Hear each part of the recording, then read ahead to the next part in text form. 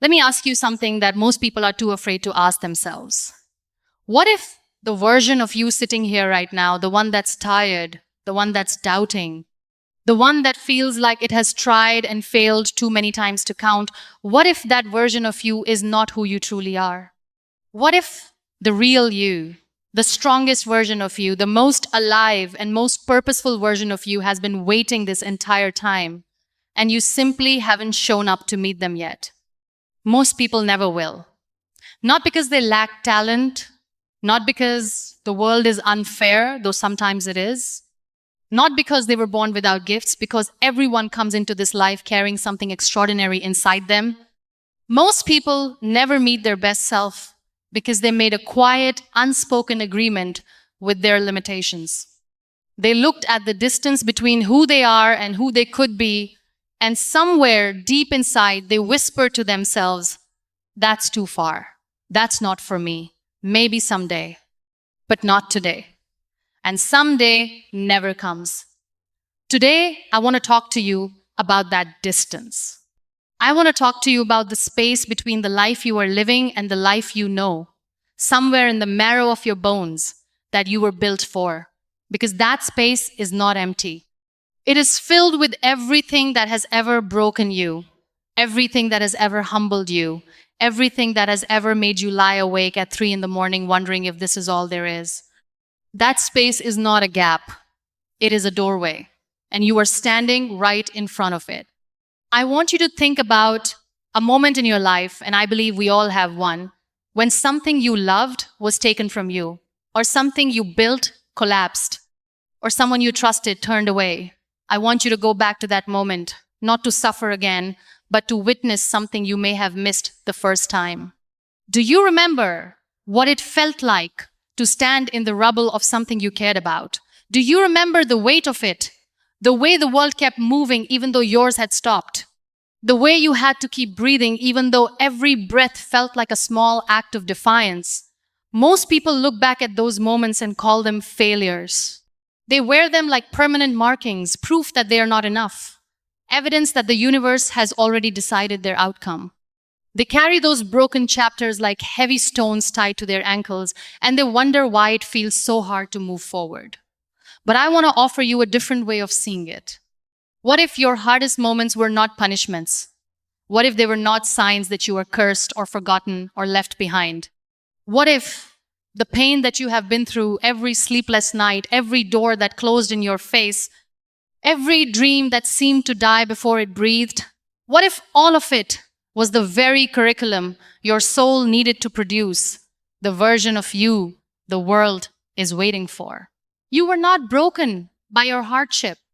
You were being built by it. There is a tree that grows in the mountains called the bristlecone pine. It is one of the oldest living things on earth, some of them thousands of years old.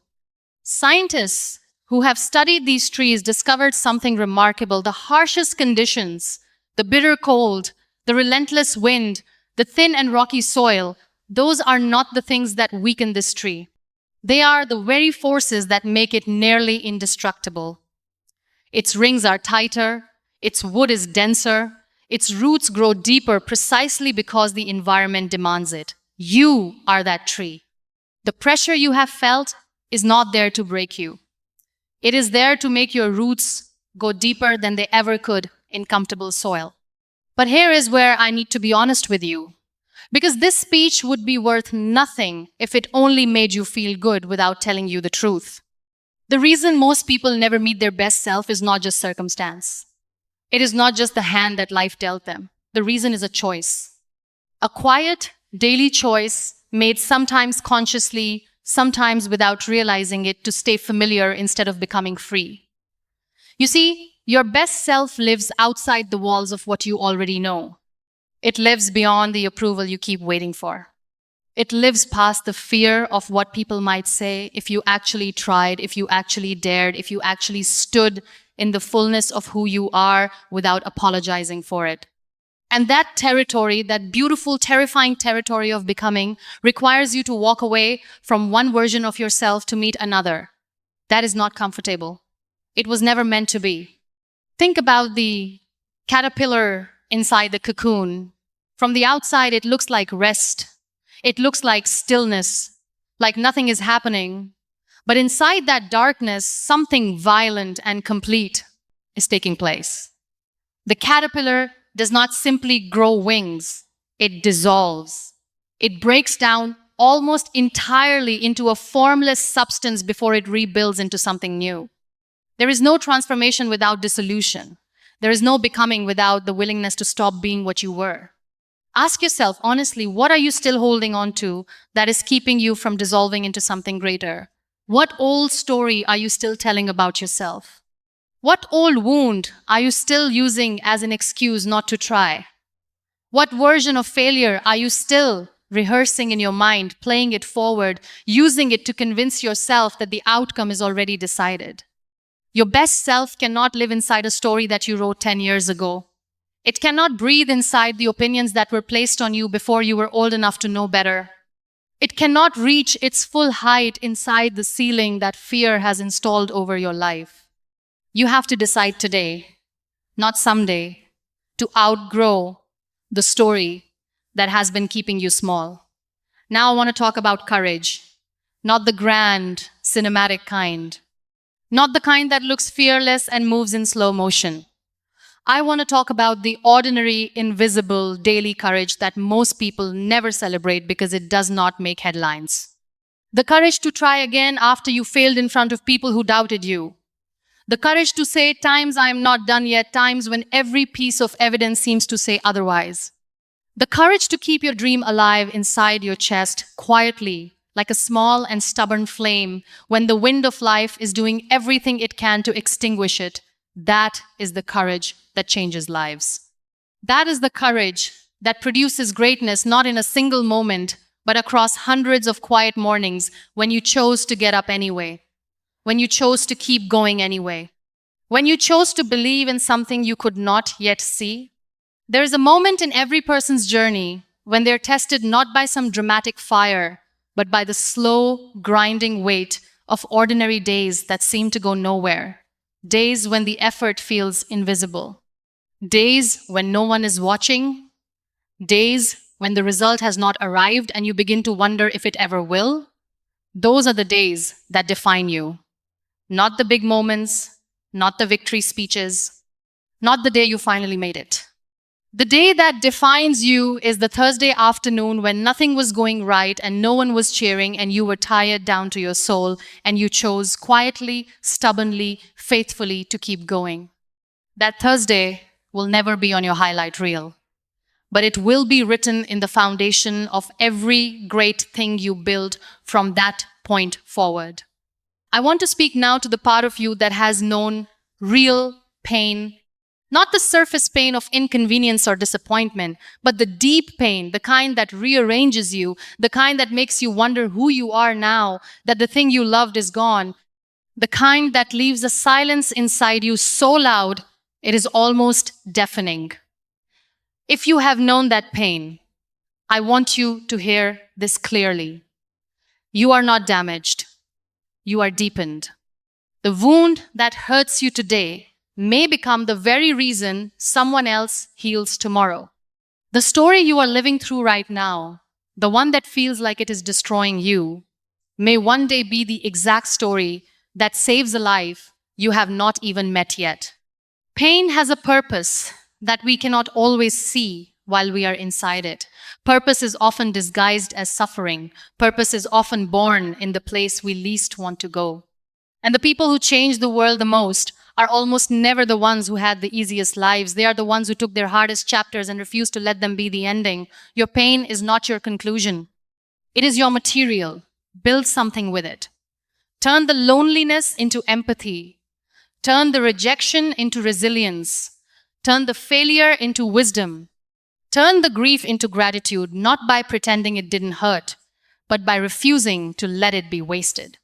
There is a version of you on the other side of this that is so whole, so rooted, so fiercely alive that the version of you who is hurting right now would weep with relief just to catch a glimpse of them. That version of you is real. They are not a fantasy. They are not reserved for someone else. They are the you that exists when you stop running from your story and start building with it. Let me tell you what self-belief really looks like. because most people imagine it wrong. Self-belief is not the absence of doubt. It is not the loud voice that is always certain, always confident, always ready. Real self-belief is the quiet voice, the one underneath the fear, underneath the failure, underneath all the noise, the one that says, I am still here. I have not given up on myself yet. You do not need to feel powerful to take a powerful step. You do not need to feel ready to begin. You do not need the guarantee before you try. The guarantee comes after.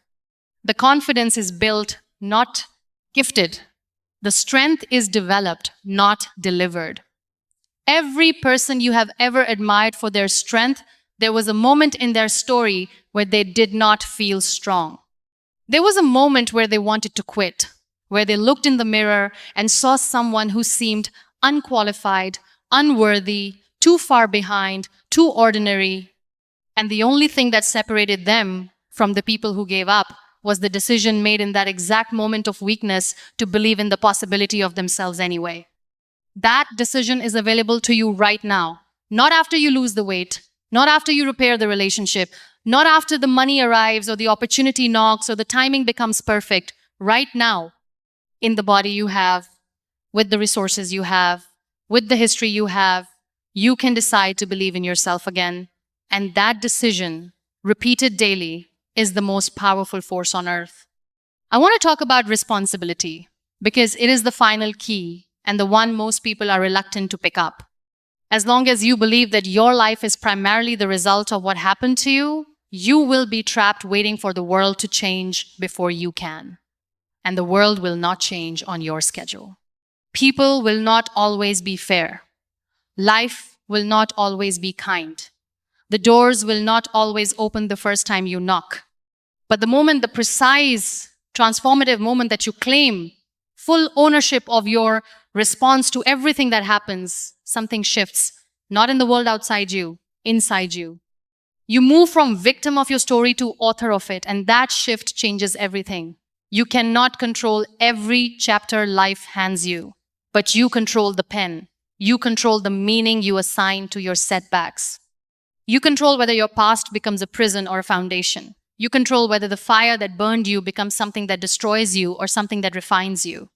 Taking responsibility is not about blaming yourself for things that were never your fault. It is about deciding that regardless of what happened, you are the one who will write what comes next. That is not a burden. That is the most profound form of freedom available to a human being. Own your story, all of it, the beautiful parts and the broken parts, the victories you are proud of and the decisions you regret. Own it completely, because only when you fully own your story can you fully change it. You came into this world with something that no one else has. Not in the same combination, not in the same voice, not with the same exact set of wounds and wisdom and wildness that you carry. The world has never had a you before, and it will never have a you again. That is not a small thing. That is everything. Your best self is not some distant, perfect, flawless version of you that exists only in theory. Your best self is the you who chooses again and again to show up, to be honest, to be brave, to grow through what hurts instead of burying it, to keep one hand extended toward the person you are becoming, even while the other hand is still holding everything that is broken. You have already survived every hard day you thought would end you. You are still here. That is not an accident. That is not luck. That is strength, quiet, earned, real strength that lives inside you, whether or not you have learned to trust it yet. The best chapter of your life does not require a perfect starting point. It requires a willing heart. So let today be the day you stop waiting for permission to become who you already are. Let today be the day you stop rehearsing your past and start writing your future. Let today be the day you look at everything that tried to stop you and say quietly, powerfully, completely times, you did not stop me. Because your best self is not somewhere out there, unreachable and reserved for others. They have been here all along, inside the struggle, inside the longing, inside every moment you chose hope over certainty and action over fear. Go meet them. The door has been open the whole time. Walk through it.